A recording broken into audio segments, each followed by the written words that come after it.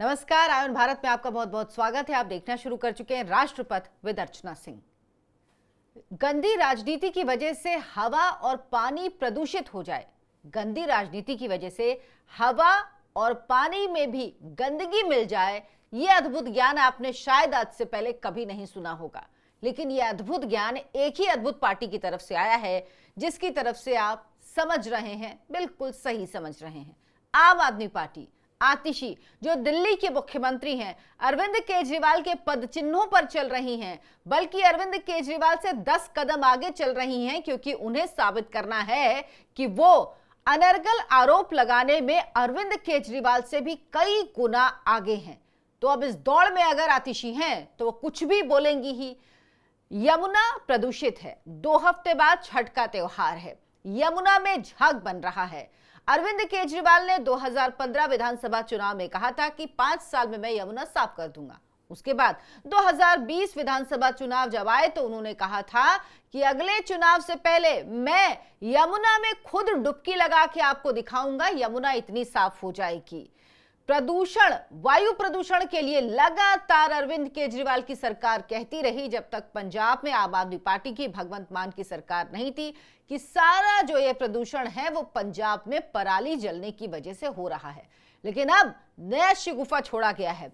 अब आम आदमी पार्टी कह रही है, अरविंद केजरीवाल की जो डोरमैट मुख्यमंत्री हैं वो कह रही हैं कि ये प्रदूषण जो है दिल्ली में, ये हरियाणा और उत्तर प्रदेश की वजह से हो रहा है।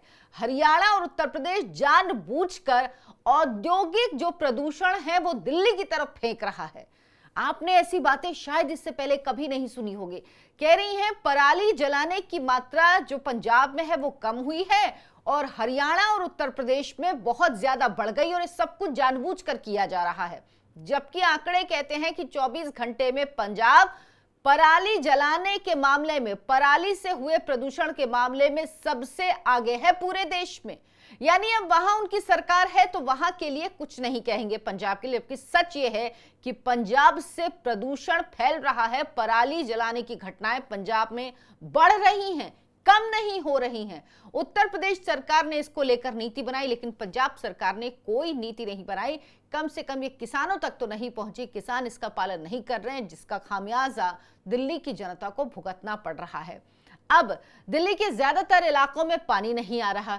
जब इस बात की शिकायत की गई, आम आदमी पार्टी से पूछा गया सरकार से सवाल कि भाई दिल्ली के ज्यादातर इलाकों में पानी क्यों नहीं आ रहा, तो बताया गया कि यमुना के जो जल है उसमें अमोनिया की मात्रा 3 ppm से ज्यादा हो गई है। अमोनिया का स्तर 3 ppm से ज्यादा बढ़ गया है, और इस वजह से जो वाटर ट्रीटमेंट प्लांट हैं वजीराबाद, सोनिया विहार और भागीरथी, यहां पर पानी नहीं पहुंच रहा, क्योंकि इतने ज्यादा प्रदूषण का पानी यहां ट्रीट नहीं हो सकता। इस वजह से दिल्ली में पानी की किल्लत है। अब दिल्ली में कोई भी समस्या हो, कोई भी परेशानी हो, कोई भी ऐसी चीज हो जो करने में दिल्ली सरकार नाकामयाब रही हो, अरविंद केजरीवाल के ही पदचिन्हों पर चलते हुए लगातार इस बात को कहा जाता है कि उसके लिए या तो बीजेपी जिम्मेदार है, बीजेपी शासित राज्य जिम्मेदार हैं, केंद्र की नरेंद्र मोदी सरकार जिम्मेदार है, एलजी जिम्मेदार है, लेकिन किसी भी तरह से जो सरकार है दिल्ली की वो जिम्मेदार नहीं है। वही बात कही गई। यहां पे भी कहा गया कि जो प्रदूषण है, जो औद्योगिक प्रदूषित पानी है, वो नदी में छोड़ा जा रहा है। यानी हरियाणा और यूपी नदी में गंदा पानी छोड़ रहे हैं, जिस वजह से अमोनिया का स्तर बढ़ गया है, और इस वजह से वाटर का ट्रीटमेंट नहीं हो पा रहा और दिल्ली की जनता को पानी नहीं मिल पा रहा।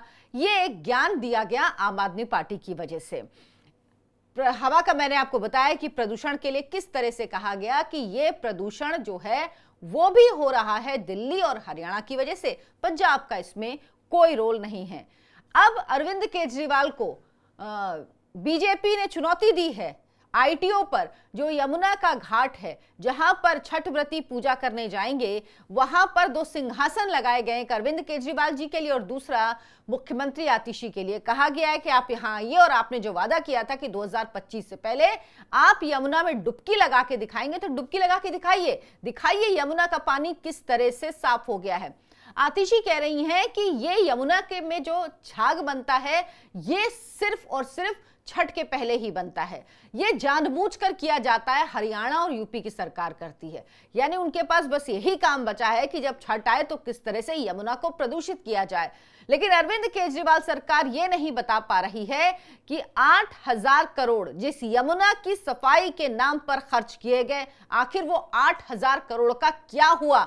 यमुना वैसी की वैसी है। क्या इस 8,000 करोड़ का अरविंद केजरीवाल ने अपने शीश महल के लिए कमोड खरीद लिया था?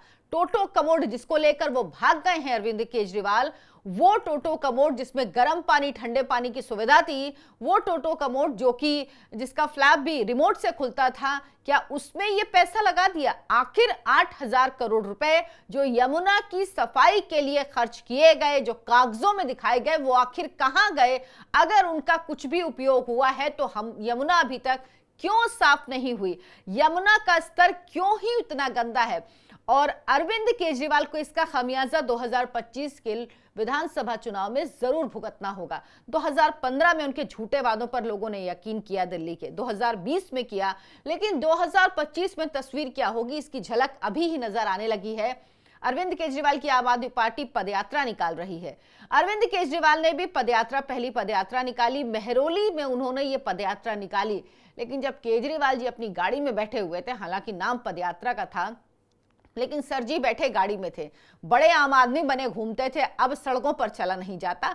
पदयात्रा का मतलब थोड़ी दूर चलिए हो गई पदयात्रा। जब लोगों के बीच पहुंचे अरविंद केजरीवाल तो उन्हें काले झंडे दिखाए गए। मेहरौली के लोग नाराज थे, लोगों की भीड़ ने उन्हें घेर लिया, उनसे कहा कि जो पानी के बिल आ रहे हैं वो गलत बिल आ रहे हैं। दरअसल बिजली पानी फ्री करने की बात अरविंद केजरीवाल करते हैं, लेकिन जब आप फील्ड पे जाइए, जब आप लोगों के बीच जाइए तो सच आपको कुछ और मिलता है। और ये मैं किसी की कही सुनी बात नहीं कह रही हूं, बल्कि खुद एमसीडी चुनाव के वक्त मैंने दिल्ली का कोना कोना घुमा था और उस वक्त जब लोगों से बात करिए तो लोग कहते हैं कि नाम दिया गया है फ्री, पानी आता ही नहीं है, इतना गंदा पानी आता और उसके बाद बिल इतना इतना आता है। बिजली फ्री की बात कही गई लेकिन बिजली फ्री नहीं मिलती है, लोग ये खुद शिकायत कर रहे हैं। तो अरविंद केजरीवाल जब लोगों के बीच पहुंचे मेहरौली में तो लोगों ने घेर लिया, लोगों ने कहा हमारे बिजली के बिल तो छोड़िए, पानी का बिल जो आया है वो गलत आया है, बहुत ज्यादा आया, हमारे यहां तो पानी नहीं आता। तो अरविंद केजरीवाल जो अराजकता पर ही भरोसा रखते हैं, उन्होंने क्या कहा? कोई और होता, मुख्यमंत्री होता, मंत्री होता, कोई भी व्यक्ति या विधायक होता, एक जिम्मेदार व्यक्ति जो होता, वो क्या कहता कि आप अपने बिलों को ठीक कराइए, आप विभाग में जाइए, क्यों ऐसा हुआ है हम इसको देखेंगे, ये गलत है। अरविंद केजरीवाल ने क्या कहा? आप अपने बिल मत भरिए, अपने बिल मत भरिए, हम एक नई योजना लेके आएंगे। यानी वो लोगों को प्रेरित करते हैं कि कानून तोड़े जाए, कानून का उल्लंघन किया जाए, जो एक व्यवस्था बनी हुई है उसका पालन ना करें, क्योंकि अरविंद केजरीवाल ऐसे व्यक्ति हैं जो व्यवस्था पे तो भरोसा ही नहीं रखते जब तक उनकी सरकार नहीं होती, और उनकी सरकार हो तो दोष दूसरे पे डाल दीजिए।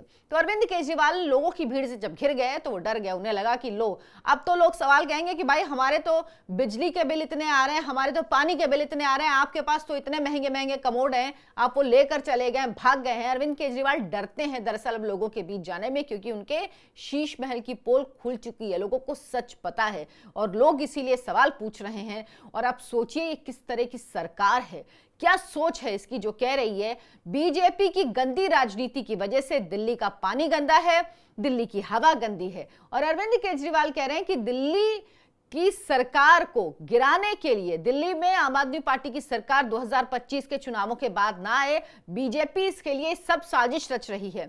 जो 22 राज्य जहां पर बीजेपी की सरकार है वहां बीजेपी दिल्ली का जो मॉडल है वो फॉलो नहीं कर पाए। यानी इतना घटिया मॉडल, जहां स्कूल के नाम पर सिर्फ क्लासरूम बना दिए जाते हैं उसमें भी घोटाला होता है, जहां फ्री बस के नाम पर अपने लोगों की तैनाती कर दी जाती है उसमें भी घोटाला होता है, जहां जल विभाग में घोटाला होता है, और शराब घोटाला के मामले में तो खुद सरजी आरोपी हैं और इस वक्त जमानत में जेल से बाहर हैं। वो अरविंद केजरीवाल कह रहे हैं कि बीजेपी सिर्फ इसलिए सत्ता में आना चाहती ताकि वो फ्री बिजली, फ्री पानी, फ्री बस सेवा लोगों की बंद कर दे। यानी वो सिर्फ उनके पास अगर कुछ गिनाने के लिए है, 10 साल हो गए 2015 से लगातार, उसके पहले भी थे, उसके पहले भी वो आए थे सरकार में, कुछ ही दिन रहे, लेकिन 2015 से लगातार वो सरकार में हैं। और उसके बाद वो कह रहे हैं, अरविंद केजरीवाल कह रहे हैं कि उनके पास गिनाने के लिए सिर्फ यही है कि बिजली फ्री, पानी फ्री, बस सेवा फ्री, इसके अलावा कुछ नहीं है कि उन्होंने दिल्ली के लिए क्या किया, दिल्ली के लोगों के लिए क्या किया। ये बताने के लिए अरविंद केजरीवाल के पास कुछ है ही नहीं, सिर्फ ब्लेम बिग गेम। पहली बार आप सुन रहे होंगे कि किसी की गंदी राजनीति की वजह से पानी गंदा हो जाए, हवा गंदी हो जाए। वो ये भी कह सकते हैं कि इस वजह से बस सेवा भी फ्री जो है वो नहीं हो पा रही क्योंकि बीजेपी ने कुछ कर दिया है। सोचिए, इनके पास कहने के लिए कुछ नहीं, क्योंकि इन्होंने कुछ किया नहीं है। बड़े बड़े वादे करते रहे कि यमुना साफ कर देंगे, लेकिन इस बात का जवाब अरविंद केजरीवाल नहीं देंगे कि आखिर यमुना सफाई के नाम पर 8,000 करोड़ रुपए कहां गए, किसने खा लिए। अगर इसमें जांच होगी तो इसमें एक और नया घोटाला निकलेगा, यह बात मैं पूरी जिम्मेदारी के साथ कहती हूं। सर जी, दिल्ली के लोगों को बेवकूफ बनाना बंद कीजिए। आतिशी जी, अगर आपको कुछ महीनों के लिए कुर्सी मिली है तो काम कीजिए। केजरीवाल मार्ग का राजनीति काम नहीं आएगी, ये आप देख रही हैं। अगर वो ब्रांड की राजनीति काम आ रही होती तो अरविंद केजरीवाल को इस्तीफा देकर आपको मुख्यमंत्री के पद पर नहीं बिठाना पड़ता। अपनी इमेज धोने, पोंछने, साफ करने के लिए जरूरत नहीं पड़ती कुर्सी छोड़ने की। तो ध्यान रखिए, अगर आप भी अरविंद केजरीवाल के नक्शे कदम पे चलेंगी तो आपका दोबारा कभी भी सरकार में आना, लोगों के द्वारा चुने जाना लगभग नामुमकिन ही है। अरविंद केजरीवाल के बारे में आप क्या सोचते हैं? अरविंद केजरीवाल जिस तरह की राजनीति करते हैं, क्या 2025 में लोगों को यह बात पचेगी? क्या यह कहना कि बीजेपी की गंदी राजनीति की वजह से दिल्ली का हवा पानी गंदा है, आप इस बात से सहमत हैं या आपको लगता है कि आम आदमी पार्टी, अरविंद केजरीवाल पूरी तरह से झूठ की राजनीति करते हैं? कमेंट करके हमें जरूर बताएं। हमारे चैनल आयन भारत को सब्सक्राइब कर लीजिए, वीडियो को लाइक करें, शेयर करें, ज्यादा से ज्यादा लोगों तक पहुंचाएं। धन्यवाद, नमस्कार।